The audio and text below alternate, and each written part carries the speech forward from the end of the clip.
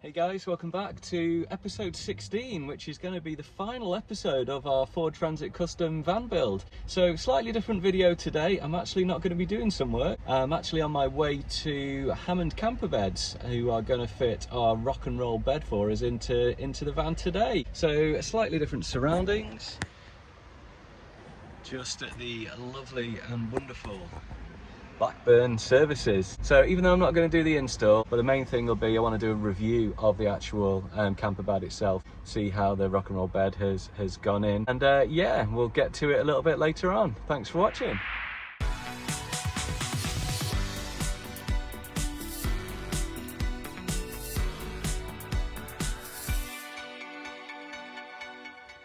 So there we have it, our fully fitted rock and roll bed. Really happy with how it's come out and the colour match for the van. The actual quality of this is amazing as well. Big props to Hammond Camper Beds for the product and the fitting as well. So in terms of what we went for, it's a 4-piece rock and roll bed. We'll be able to use it in multiple configurations, like this, or this, or this.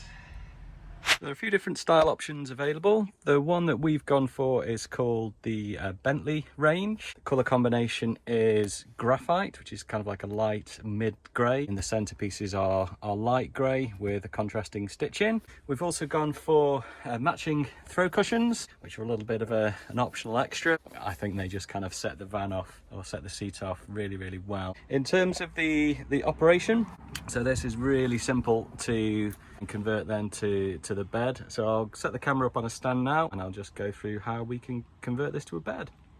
So to get this converted to the actual bed setting, really simple. At the bottom here there's just a metal handle. Lift up the metal handle and grab the bottom of the bed frame, and then the whole thing